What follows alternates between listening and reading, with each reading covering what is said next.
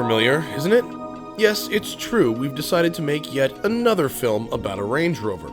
But before we lose you, hang on, we have a good reason. We were in dire need of a road trip, and if escaping the urban bustle of LA is your move, the Range Rover is the car in which to do it. This particular version is the Range Rover Autobiography Long Wheelbase, and it's big. 7.8 inches bigger than the standard Rover, if we're getting specific, and all but half of an inch of that goes straight to rear legroom.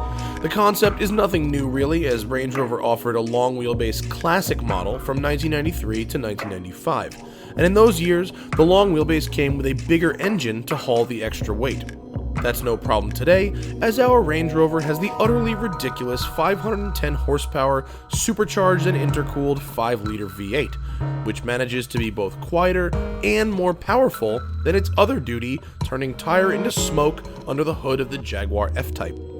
Thanks to its 461 pound-feet of torque, the Range Rover will pick up its boots and get to 60 in the least dramatic 5.3 seconds of your life. And of course, it has everything. From power tailgates and window shades, to speakers numbering 29, to a cooler in the armrest, headrest pillows more comfortable than a private jet, inputs, outputs, and more cameras than it takes to make Alec Baldwin completely lose his shit. It parks itself, gets itself unlost even when you're off-road, and if you check enough option boxes, will probably go out on its own and just bring back some girls. This thing has everything women want from a car driven by a man. A high seating position, soft leather, and a phenomenal credit score. The really amazing thing is that when I first drove this car back at the end of 2012, the Range Rover people told me that the Autobiography was like 40% more money for only 20% more stuff, and they didn't really expect that many people to go for it, but so many people went for it that they had to make one that was even more expensive. Your money does go somewhere though. The Range Rover is a really big step beyond other luxury SUVs like the M-Class, X5, and Cayenne. Every surface of the Range Rover is impeccably finished, every material is soft, there isn't a speck of evidence of penny pinching anywhere on it. Our road trip took us out of Los Angeles via the 14 and 395 North, a brilliant stretch of road along the eastern side of Red Rock Canyons and the Sequoia National Forest. Its typical California highway to the sleepy town of Lone Pine, a town with just over 2,000 residents, which the Census Bureau still refers to as a frontier. And now, our destination. Welcome to the Alabama Hills, which you'd probably recognize as fade-in to generic Western scene from basically every movie ever. The first film ever shot here, The Roundup, is approaching its centennial anniversary. Since then, the area has been used as a set for over 200 films, mainly westerns starring legends such as Roy Rogers, Kirk Douglas, Jack Palance, Humphrey Bogart, and of course John Wayne, but can also be seen in more modern pictures. Have you seen Gladiator, G.I. Jane, Iron Man, Gone in 60 Seconds, Django Unchained, all shot right here. The point being, if we were Hollywood film directors, how would we want to scout the Alabama Hills for the perfect frontier location? Obviously, from the back seat of a long wheelbase Range Rover. We reviewed a similar vehicle with a short wheelbase about a year ago, so you can click this annotation to go watch that video, and then come back and join us in the long wheelbase. And we're back. Okay. Everyone clear? Everyone up to speed? Right.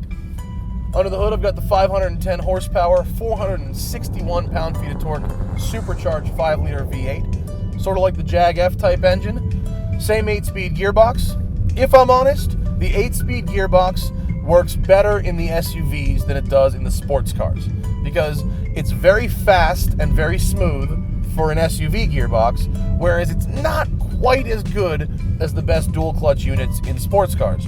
Still, it's awesome. Paddles, all the good stuff. I'm not the biggest fan of long wheelbase versions of cars, usually because I like being in the driver's seat, not in the back seat, but also because when you drive a long wheelbase car, it feels like it's dragging a little more than normal in the back. It sort of wallows around a little sloppier than normal, like a big boat or something. This one is better than most. from the driver's seat, you really don't notice the difference. It doesn't feel less rigid. It doesn't really feel sloppier when you drive it around. You only notice it when you're parking. Fortunately, when you're parking, you've got about 19 cameras on here to choose from. So if you can't park a Range Rover, you have a big problem. But that problem is immediately solved because the Range Rover parks itself. This thing is kind of the best, isn't it? As long as it works. Because what ends up happening is I post a picture on Instagram like, hey, driving the new Range Rover this week. And everyone who's ever had a problem with one feels the need to email me about it. I'm sure there's more people out there who haven't had problems with them, but don't speak up. But the ones who have had problems with them love to tell you about it. So, have they worked out their reliability issues? I don't know. This one seems to be working just fine. Just like the other Range Rover, steering's very light, offers you some feedback, but the whole point of this experience is to insulate you from the outside world, not to engage you with it. When you're in a Range Rover, you're better than those people. You don't want to deal with those people or that pavement. You want to be above it, riding on a cushion of air, sitting in a wonderful leathered seat. For the Jalopnik people, I have to do the seat shuffle. There we go. And I just picture myself being a film director going, oh yes, we'll shoot that scene there, and that scene there, and no, Bartleby, don't slow down for this. Whee! Oh! Some oversteery fun. The point of the Range Rover, and people don't get this when they watch our videos, the point of a Range Rover is not to be able to get you places that a lifted, swamped out Wrangler Rubicon can't get you. That's not the argument we're trying to make here. I'm trying to say that when you're going normal type off-road places, bad weather, dirt roads, maybe it's a bit bumpy, maybe it's a bit rutted, this is a better place to be than that car. It's not more capable, it's just as capable as a normal person would ever want a vehicle to be, while at the same time, basically being a Rolls Royce. Right? Right. The question that people most ask me about the Range Rover, other than, has it broken down yet, is it worth the extra money for the autobiography? But it doesn't really matter, does it? If you have to ask, you are too broke to afford it, and if you don't care, sure, go for it. Why not? It's pretty much, with the exception of a couple very, very expensive cars, the nicest car you're going to drive ever. It's amazing. It's amazing on road trips. It's amazing running around LA. It's amazing on these dirt roads. It can ford rivers and sort of rock crawl and get through stuff. What more could you possibly want out of a car? And if that car costs a lot of money, so be it. And have we not picked an amazing place to drive it? We have. As nice as the Rover is to drive, spending that extra money for those extra inches means you'd really rather be in the back seat. What country are you from, Bartleby?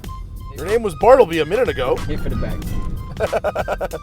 So really what the Range Rover is about, though, is being in the back. This is the L model. It's 8 inches longer, and all of that 8 inches is right here in the legs. I'm 6'3", and I am chilling back here. Got my remote. I can control the stereo, the nav, everything from back here. I can play videos off my iPhone. I can play DVDs, heated and cooled seats. I got my power sunshades right here, both sides. I can recline my seat like a boss. I got these headrests. They're like airplane pillows. They fold in. These are just the best. And I'll leave you guys with some pretty footage. I'm gonna take a nap. Home, Bartleby. I'm tired. The best part of the Range Rover experience is the 29-speaker 1900-watt Meridian stereo, but it's also the hardest part to share with you, the people. And that's because we can't legally use licensed music in our videos. Solution? Bring your own DJ.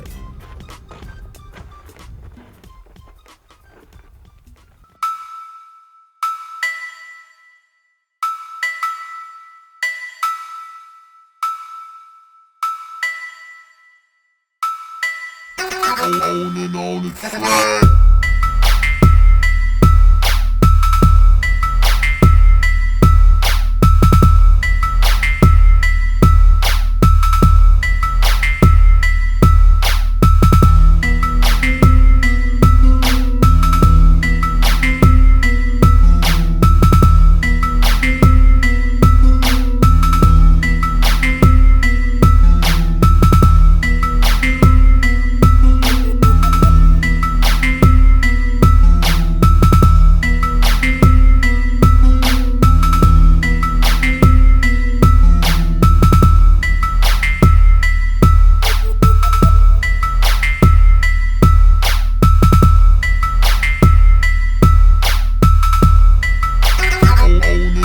the track.